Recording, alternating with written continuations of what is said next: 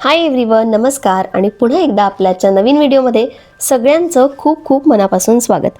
आता मी कधी ना तुमच्याशी मोटिवेशनल व्हिडिओ शेअर करत असते. त्याला बऱ्याचशा अशा कमेंट्सही असतात. काही कमेंट्सचे उत्तर ना मी खाली म्हणजे कमेंट्समध्ये नाही देऊ शकत आणि मला जेव्हा वाटतं की हां यावर खूप जास्त कमेंट्स येत आहेत किंवा काही कमेंट्स इतक्या डीप असतात ना, असं वाटतं की नाही यावर एखादा डिटेल व्हिडिओ झालाच पाहिजे. तर आजचं जसं तुम्ही टायटल वाचलं, मला वाटतं की प्रत्येक स्त्रीच्या कुठेतरी एक मनात असणारा हा टॉपिक आहे आणि चला आज मी तो तुमच्याशी शेअर करते आहे. आणि हो, व्हिडिओ शेवटपर्यंत नक्की बघा, यातून तुम्हाला नक्कीच हेल्प होईल. बरं, आता तुमच्यासोबत असं कधी झालंय का, म्हणजे एखादी व्यक्ती समोर आली आणि काहीच न बोलता सुद्धा तुमचं मन अस्वस्थ झालं, म्हणजे त्या व्यक्तीने तुम्हाला काही केलं नाही पण तरीही त्याचे शब्द, त्याची नजर, विचार सतत सगळ्यांवर मत देण्याची सवय तुम्हाला आतून त्रास देत राहते? झालंच असेल नक्कीच. अशी एखादी तरी व्यक्ती असतेच आणि आपण त्यावेळी मनात म्हणतो की याच्याशी बोलूच नाही, यांना समजावून काय उपयोग आहे. प्रत्येक वेळी आपलंच चुकीचं असतं आणि तरीही आपण त्यांना टाळू शकत नाही. कारण कधी ते आपले नातेवाईक असतात, कधी तर घरातलीच लोकं असतात, कधी ऑफिसमधली, तर आपले काही मित्र असतात. आणि सगळ्यात जास्त त्रास तेव्हा होतो जेव्हा हे लोक ना आपले विचार, आपली जीवनपद्धती, आपले निर्णय आपल्यावर लादण्याचा प्रयत्न करतात. त्यांना असं वाटतं की जे त्यांच्या दृष्टिकोनातून योग्य आहे तेच सगळ्यांसाठी योग्य आहे. आणि अशी लोकं तर तुम्हाला आत्ता तुमच्या डोळ्यासमोर दिसत असतील. कोण कोण दिसलंय बरं सांगा बरं मला कमेंटमध्ये, जर सांगता येत असेल तर. आय नो काही लोकं असतातच.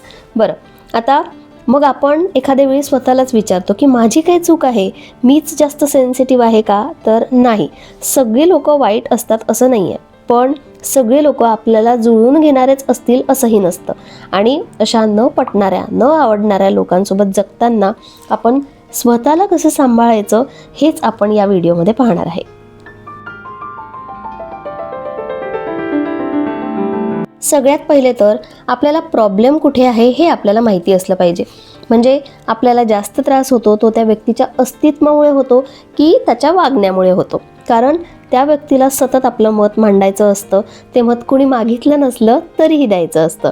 आपण काही वेगळं केलं तर लगेच टीका सुरू होते, आपला निर्णय घेतला की लगेच तुलना केली जाते आणि आपण शांत राहिलो की आपल्याला कमजोर समजलं जातं.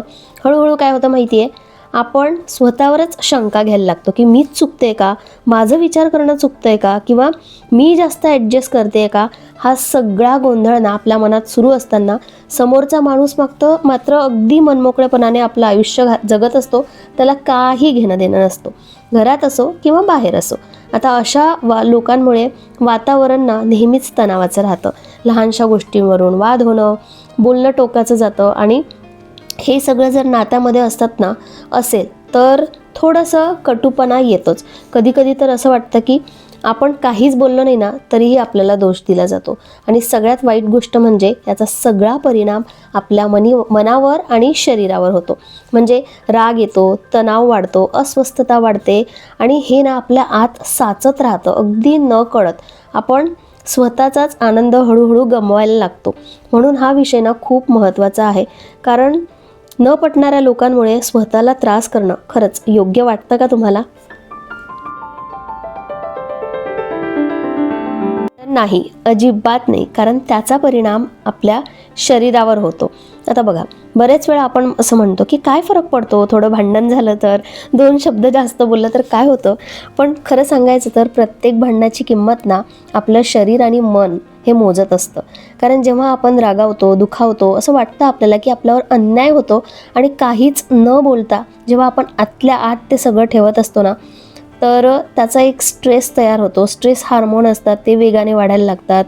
बघा, श्वास वेगवान होतो, आपलं ब्लड प्रेशर वाढतं आणि आपला मेंदू जो आहे ना तो डिफेन्स मोडमध्ये जातो. आणि हा सगळा परिणाम 1-2 मिनिटांचा नसतो, ते वाटत जरी असलं तरी. भांडण संपल्यानंतरही आपल्या मनात सारखं तेच फिरत असतं, त्यांनी असं का बोललं, मी असं उत्तर का नाही दिलं, पुन्हा भेटलं तर काय बोलायचं, असं केलं असतं तर तसं झालं नसतं. हे विचार आहे ना आपल्याला आतून खात राहतात आणि हळूहळू माहिती आहे काय होतं, आपली झोप बिघडते, डोकं दुखायला लागतं, आपल्या छातीत छातीत ना जडपणा जाणवतो, भूक पण लागत नाही आणि काही खावंसं पण वाटत नाही. ही गोष्ट आपल्यासाठीच धोक्याची असते, कारण हा सगळा राग आपण कुणावर काढत नाही, तो शरीरात साठत जातो. निगेटिव्ह एनर्जी साठते, हळूहळू ती विषासारखी पूर्ण शरीरात पसरते. आणि ज्यांच्याशी आपण भांडलोय ना, तो माणूस कदाचित आपलं आयुष्य मस्त मोकळेपणाने जगत असतो आणि आपण तो राग, वेदना, त्रास सतत घेऊन फिरत असतो. म्हणूनच प्रत्येक वेळी ना वादात पडणं म्हणजे कधी कधी नसतं गरजेचं. कधी कधी शांत राहणं, दूर राहणं आणि स्वतःला वाचवणं हे सुद्धा सगळ्यात मोठं सेल्फ केअर असतं. मग आता यावर उपाय काय? आणि खरं सांगू, ही परिस्थिती ना सगळ्यांसाठीच अवघड असते, पण तरीही स्त्रीसाठी ती थोडी जास्त कठीण असते. कारण स्त्रीकडून नेहमीच समजून घेणं, ॲडजस्ट करणं, शांत राहणं या सगळ्या अपेक्षा ठेवल्या जातात. तिचा आवाज कमी असला पाहिजे, तिचा राग चुकीचा समजला जातो, तिच्या भावना नेहमी दुसऱ्या क्रमांकावर असतात. म्हणजे अशी सवयच झालेली आहे आपल्या समाजात म्हणा किंवा आपल्या घरात म्हणा. आणि अशावेळी उपाय म्हणजे भांडण नाही, तर स्वतःला हळूहळू वाचवण्याची प्रक्रिया असते. यावर मी काही पॉईंट्स तुम्हाला सांगणार आहे, ज्या खरंच तुम्हाला रिलेटेबल वाटतील आणि ते केलेत ना तर यावर खरा उपाय आहे. तर यावर पहिला उपाय म्हणजे प्रत्येक गोष्टीला उत्तर देणं थांबवा. कधी कधी ना आपल्याला जास्त सवय असते, म्हणजे चूक असो नसो, गैरसमज दूर करायचा असो, तर आपण ना खूप जास्त एक्सप्लेनेशन देतो. आता घरात कोणी टोमणा मारला असेल तर लगेच आपलं स्पष्टीकरण असतं, नातेवाईकांनी काही प्रश्न विचारले तर लगेच खुलासा, ऑफिसमध्ये आपल्या कामांवर शंका घेतली तर लगेच त्याचे पुरावे. हळूहळू ना आपणच आपल्याला असं कटघऱ्यात उभं करतो आणि हे करत करत आपण कधी थकतो मानसिकरित्या, पण ते आपल्यालाही समजत नाही. कारण आपल्याला वाटतं की मी जर शांत राहिले तर लोक याचा चुकीचा अर्थ काढतील, मी उत्तर नाही दिलं तर लोक मला कमजोर समजतील, म्हणून कधी कधी ना आपण जरा एक्स्ट्रा पण बोलतो. काही लोकांना आपल्याला समजूनच घ्यायचं नसतं, ते फक्त वाद घालण्यासाठी बोलत असतात. अशावेळी उत्तर देणं म्हणजे फक्त आपली एनर्जी वाया घालवणं. कधी सासरच्या घरात स्वयंपाकावर टीका होते, इतर गोष्टींवर टीका होते, कधी नोकरीवर प्रश्नचिन्ह लावलं जातं, कधी कधी तर आपण मुलांना कसं वाढवतोय याच्यावर सुद्धा मतं ऐकवली जातात. प्रत्येक वेळी मी असं केलं कारण असं सांगत बसणं ना आपलं आयुष्य बदलणार नाही आहे ह्याच्यामुळे. त्यामुळे ती तिथेच शांतता ठेवा किंवा विषय बदला, दुर्लक्ष करा आणि हेच खरं शहाणपण आहे. लक्षात ठेवा, तुमचं मौन हे तुमची कमजोरी नसते, तर ती कधी कधी आपली ताकद पण असते. आता जे लोक तुम्हाला समजून घेणारे आहेत ना, ते कधी कधी शब्दांशिवाय पण समजून घेतात, पण ज्यांना समजूनच घ्यायचं नाही आहे त्यांना 1000 शब्द जरी सांगितले ना तरीही त्यांच्या ते कानात जात नाही आणि त्यांच्यावर काही फरकही पडत नाही. म्हणून स्वतःला वाचवण्यासाठी प्रत्येक गोष्टीला उत्तर देणं हळूहळू थांबायला शिका. दुसरा उपाय आहे 4 हात लांब राहणं. आता 4 हात लांब राहणं म्हणजे काही नातं तोडणं नाही. अनेक स्त्रियांना म्हणजे असंच शिकवलं जातं आपल्याला की नात्यांमध्ये सगळं सहन करायचं, थोडं जुळवून घ्यायचं आणि काहीच झालं नाही तर असं वागायचं. म्हणून जेव्हा एखादी स्त्री मला थोडं अंतर हवं आहे असं म्हणते तेव्हा तिला लगेच दोष दिला जातो. तिला अहंकार आला आहे, ती बदलली आहे, तिला नात्यांची काही किंमतच नाही आहे. पण खरं सांगायचं तर 4 हात लांब राहणं म्हणजे काही नातं तोडणं नसतं, ते म्हणजे फक्त स्वतःला वाचवणं असतं. कारण प्रत्येक नातं सतत जवळ राहूनच टिकत नाही. काही नात्यांना श्वास घेण्यासाठी थोडी जागा लागते. स्त्री जेव्हा म्हणते की मी थोडं अंतर ठेवते तेव्हा ती पळ काढत नसते, तर ती स्वतःला सावरत असते. घरातल्या लोकांशी असो किंवा सासरच्या नात्यांशी असो किंवा अगदी जवळच्या मैत्रिणीसुद्धा सतत टोमणे, टीका, हस्तक्षेप हे सहन करत राहणं ना कुणाच्याही ताकदीच्या पलीकडचं असतं. त्यांनी आपल्याला किती त्रास होतो हे कित्येक स्त्रियांना माहिती आहे. आणि म्हणूनच 4 हात लांब राहणं म्हणजे गरजेपुरतं बोलणं, सगळं मन मोकळं न करणं, प्रत्येक गोष्ट शेअर न करणं, स्वतःची मर्यादा ओळखणं, हे सगळं नात्याविरुद्ध नाही तर स्वतःच्या मानसिक आरोग्यासाठी असतं. लक्षात ठेवा, नातं टिकवण्यासाठी नेहमी स्वतःला तोडून टाकणं गरजेचं नसतं. कधी कधी जर थोडं अंतर ठेवलं तरीसुद्धा नातं आणखी जास्त टिकाऊ किंवा शांत होऊ शकतं. आणि हो, जर कुणाला तुमचं शांत अंतर चुकीचं वाटत असेल तर तो प्रश्न तुमचा नाही, त्यांचा आहे. आजचं माझं बोलणं जरा तुम्हाला स्पष्ट वाटेल, पण आय होप तुम्हाला ते आवडेल. कारण काही बोल हे अनुभवाचे आहेत आणि काही सिच्युएशन्स मी माझ्या आजूबाजूला अक्षरशः घडताना सुद्धा पाहिले आहेत. बरं, आता तिसरा उपाय. समोरचा बदलतोच असं नाही आहे. आपण स्त्रियांना खूप आशेवर घालवतो, म्हणजे काही गोष्टी आज ना उद्या तो किंवा ती बदलेल, माझ्या समजावल्याने बदलेल, कधी शांतपणे राहून तर कधी स्वतःच्या भावना बाजूला ठेवून, म्हणजे समोरच्याला दुखवू नये म्हणून. पण काही लोक हे बदलायला तयारच नसतात, कारण त्यांना स्वतःमध्ये कधी चूक दिसतच नाही. अशी लोकही तुमच्या डोळ्यासमोर आलीच असेल अजूनही. त्यांच्या मते तुमचं दुखणं हा तुमचा प्रॉब्लेम आहे, त्यांचा नाही. आणि इथेच स्त्री थकते, कारण ती सतत नातं वाचवण्यासाठी झगडत असते आणि समोरचा मात्र स्वतःला बदलण्याची एक पायरीही पुढे टाकत नाही. खरं तर काही लोक ना ही आपल्या घरातल्याच असतात. ही जी सगळी सिच्युएशन सांगते ना, मोस्टली कारण बाहेरची लोक काय करतात याने आपल्याला जास्त फरक पडत नाही, आपल्या घरातल्या लोकांमुळे आपल्याला जास्त फरक पडतो. आणि म्हणूनच सगळ्यांना बदलायची गरजही नाही आहे आणि काही लोक बदलतही नाही. काही प्रयत्न आपण करत असतो, पण जेव्हा आपल्याला कळतं की आता आपली ही जबाबदारी नाही आहे आणि यामध्ये अपेक्षासुद्धा नाही आहे, तेव्हा समजायचं की खरंच ही लोक नाही बदलत. हा पुढचा प्रश्न ऑलमोस्ट सगळ्या स्त्रियांना पडला असेल आणि तो 4थ्या नंबरचा उपाय पण आहे. जवळची व्यक्ती असेल तर मग काय करायचं?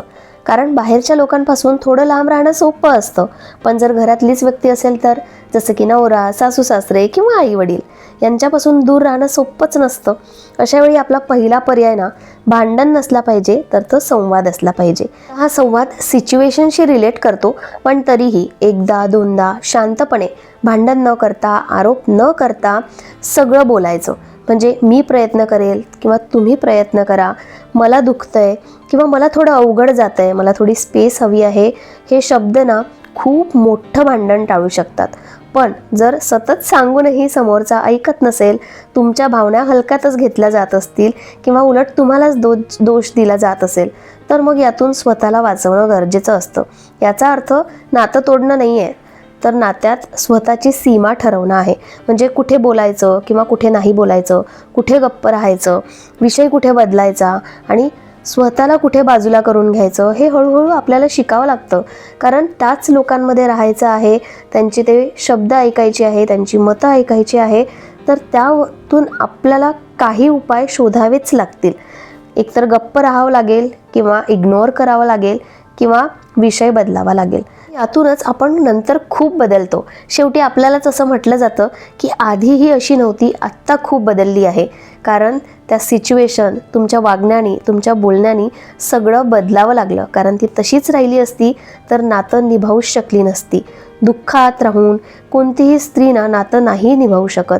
तिला स्वतःला सावरायचं असेल तर या सगळ्या गोष्टी करावं लागतं आणि तेव्हा मग ती कुठेतरी बदलल्यासारखी वाटते. याच्याशी तर सगळ्या स्त्रिया रिलेट करतील की मी आधी कशी होती आणि आत्ता कशी आहे. काही गोष्टींमध्ये खरंच बदल हा गरजेचा असतो. मी सुद्धा स्वतःला खूप बदललाय आणि झालंच ना तर एखाद्या व्हिडिओमध्ये सुद्धा मी तुमच्याशी ते नक्कीच शेअर करेल. आणि हो, आणखी एक गोष्ट जी खूप रिलेटेबल आहे ती म्हणजे आत्ता, म्हणजे 30शीतल्या, 40शीतल्या किंवा 45शीतल्या ज्या स्त्रिया असतील ना, आपण या स्त्रिया आहोत त्या खरंच दोन्ही गोष्टी व्यवस्थित मॅनेज करतो. ते म्हणजे ॲडजस्टमेंट पण आपण करू शकतो आणि जर स्वतःसाठी लढायचं असेल, आपल्या फॅमिलीसाठी लढायचं असेल तर आपण त्यासाठी सुद्धा तयार असतो. म्हणजे आधीच्या स्त्रियांनी फक्त आणि फक्त ॲडजस्टमेंट केली आणि यानंतरची जी जनरेशन आहे ती अजिबातच ॲडजस्टमेंट करणार नाही असं मला तरी वाटतं. कारण ती स्वतःसाठी जगते आणि ते सुद्धा गरजेचं आहे. पण आपली अशी एक जनरेशन आहे जे आपण या दोन्हीही गोष्टी करू शकतो. तुम्हाला काय वाटतं हे सुद्धा मला कमेंट करून नक्की सांगा. बरं, आता 4 उपाय तर मी तुम्हाला सांगितले, पण तरीही यातून बाहेर पडायचं असेल तर स्वतःवर फोकस करायचा. आता सगळ्यांसाठी जगताना आपण स्त्रीना खरंच स्वतःला विसरतो. आपण स्त्रिया म्हणजे नातं, घर, जबाबदाऱ्या, अपेक्षा या सगळ्यांच्या गर्दीत आपलं मन कुठेतरी एका कोपऱ्यात बसून राहतं आणि आपल्याला शिकवलंही तसंच जातं. म्हणजे आधी सगळ्यांचा विचार कर, नंतर तुझं बघ, तू थोडीशी ॲडजस्टमेंट करशील ना. पण सतत स्वतःला शेवटच्या नंबरवर ठेवणं हा काही त्याग नाही, तर ती आपली स्वतःचीच हानी असते. स्वतःवर फोकस करणं म्हणजे आता घर सोडणं नाही, कुठेतरी निघून जाणं नाही, नात्यातून पळ काढणं तर अजिबातच नाही, स्वार्थी होणं पण नाही. स्वतःवर फोकस करणं म्हणजे स्वतःच्या भावनांकडे लक्ष देणं, मन थकलंय हे ओळखणं, शरीर थकलंय हे सुद्धा ओळखणं, शांततेला प्राधान्य देणं आणि हो, मला हे जमत नाही किंवा आत्ता मला वेळ नाही हे सुद्धा बोलणं मान्य करणं. थोडा वेळ स्वतःसाठी काढणं, कुणाशीही काहीही न बोलता फक्त शांतपणे बसणं, आपल्याला जे आवडतं ते करणं. आणि ही काही खूप मोठी लक्झरी नाही आहे, तर आत्ताच्या काळाची, आपल्या शरीराची, आपल्या मनासाठीची ही गरज आहे.